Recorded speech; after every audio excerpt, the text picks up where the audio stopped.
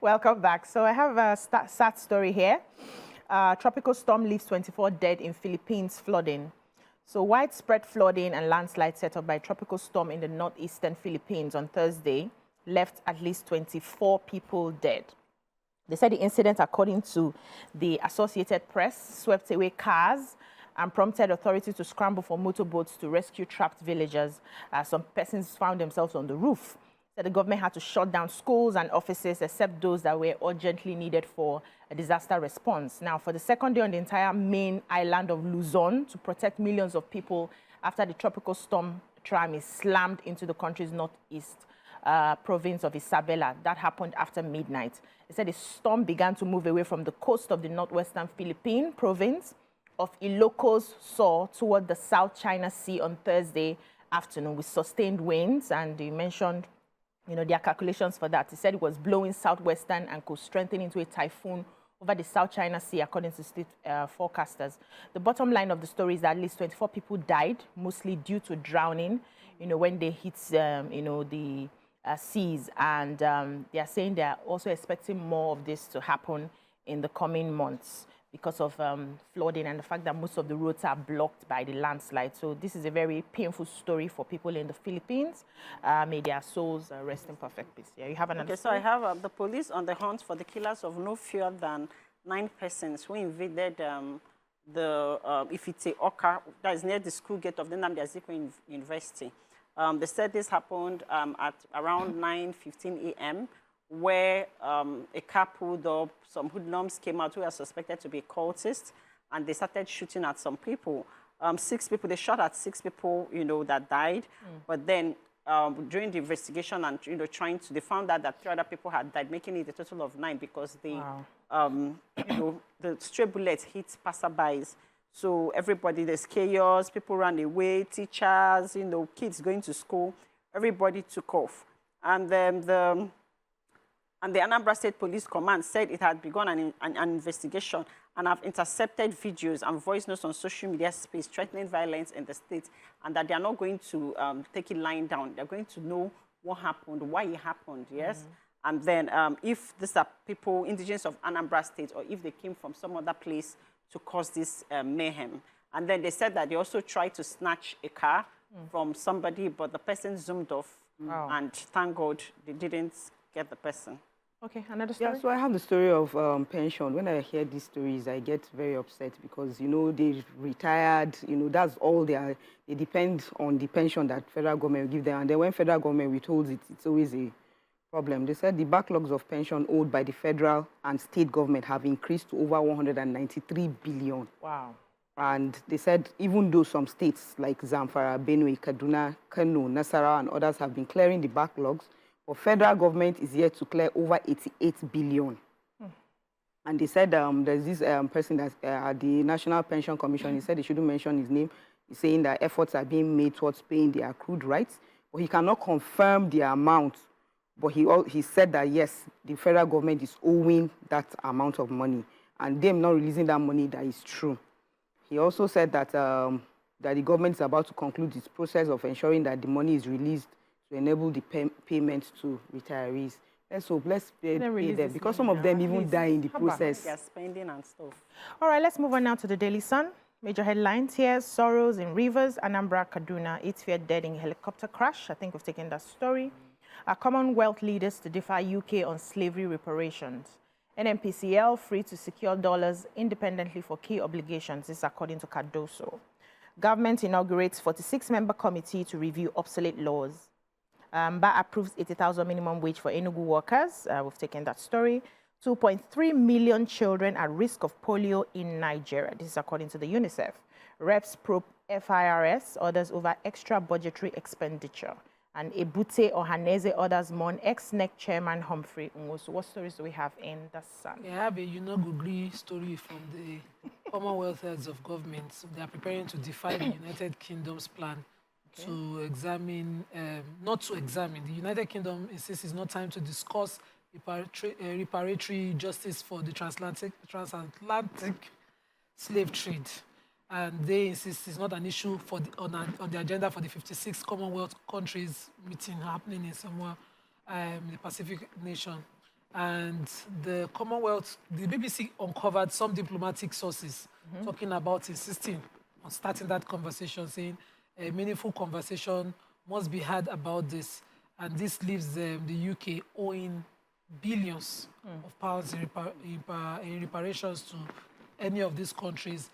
Frederick Mitchell, Foreign Minister of the Bahamas, told the BBC that once you broach the subject, it may take a while for people to come around, but come around, they will. Reparatory justice for slavery can be in form of financial reparation, it can be debt relief, it can be official apology, educational programs, building, museums, anything. But it must happen. The UK is trying to shy away from it. Imagine we don't want public apology. Public health. In fact, they should just debt relief. Tangible things. The debt that they used to hold us. They should telling us where to develop, what not to develop. So we know collect money, but we collect money. We leave everything. You should just leave us alone. Answer for our government. Sir. Yeah, thank you. Any other story in the sun? Yes, so I have the United Nations Children's Fund, UNICEF, has said nearly 2.3 million children in Nigeria has not received routine immunization, 0 dose, making them to be at risk of polio outbreak. The UNICEF Chief of Bauchi Field Officer, Dr. Rafik, disclosed this during an awareness roadwalk in Bauchi. She also said that for over 2 decades, the UNICEF has supported Bauchi State in its polio eradication initiative, and that even with these statistics, that 22,000 children in Bauchi State have still not received the vaccination. She also said that they've had so much success so far, but 2.3 million people is a lot, and they've been trying over time to totally eradicate polio. But if this is left, that there might be a problem. She also said, yes, that she also urged the government to please at all levels prioritize that people and children should take the shots. The vaccination. Yes, take the vaccination. They're going to schools at the moment now, I know. Yeah, but at least even in the schools that they might have times or days, or they can figure it out how it will work. But 2.3 million is a lot. Yeah. Yes, and that if this is not handled right now, there might be a problem in the future. Okay. All right, now let's move on to the Vanguard. A major headline, governance costs. Tinubu orders cuts in ministers, convoys, and aids. We've taken that story. All 8 passengers in Borno helicopter disaster fared death. Taking that as well. Federal government sets up 46-man committee to review obsolete laws. Federal government to raise VAT on luxury goods to 15%. Catholic Church condemns federal government's alleged move to legalize abortion. Tinubu laments that Nigeria spends $1.5 billion on dairy imports. Reps, CBN disagree over validity of old Naira notes. What stories do we have in the Vanguard?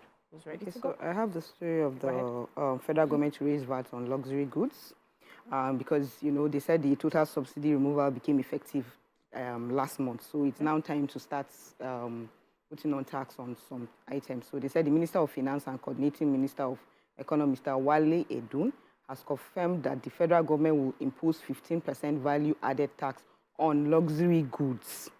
And he also said that, however, that the poor and vulnerable will pay less or 0 VAT on essential goods, and that these goods that they are going to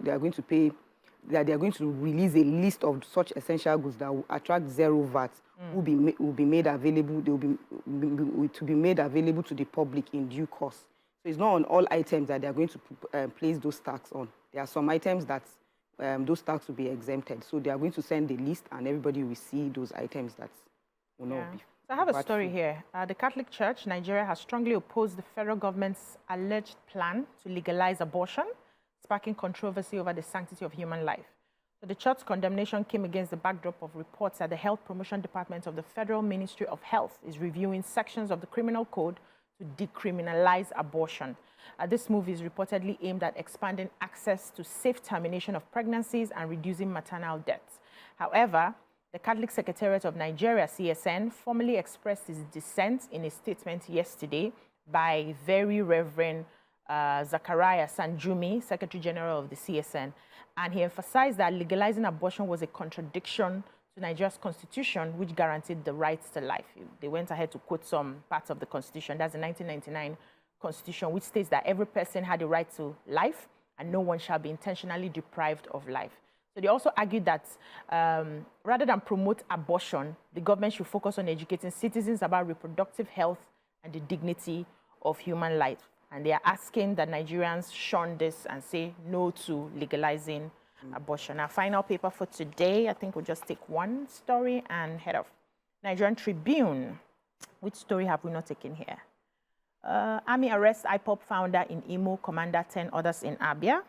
That's what I have here that has not been taken. Okay, so yes, I have the military high command on Thursday announced the arrest of a terrorist leader identified as Pius Igu, said to be the founder of the outlawed IPOB and its security arms, the Eastern Security Network. They also said that General Buba also stated that similar troops at FOB Amaruku conducted a raid that resulted in the arrest of another IPOB terrorist commander, identified as Emmanuel Onugu, who was arrested in Mbano local government area of Abia State. He also further added that troops and security forces in a combined stage operations also arrested a notorious cult leader named Ifeanyi Rock. He explained that the suspect was arrested with 10 of his combatants in Arochukwu in Abia State, yes. So he said so far during the week that they've neutralized 140 and arrested 135 persons, yes. Ooh. Yes, he said according to them that the troops also arrested 18 perpetrators of oil theft and rescued 76 kidnapped hostages. Yes. Jesus Christ. While in the South troops, and then that they also denied the oil theft of the estimated sum of 1,751,886,550 naira only. Whoa. He said, according to him, that other items recovered they recovered a lot, too much, in fact. Overall, the military assures that it must defeat terrorists, banditry, and oil theft within the region. Yeah. Thank you so much, ladies. Have you guys noticed that all of us here are wearing glasses today? Old women, no. Old women, no. That's all we can take on the newspaper segment. When we come back, the show continues afterwards. Stay with us.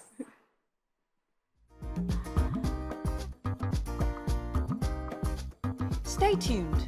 Your View will be right back.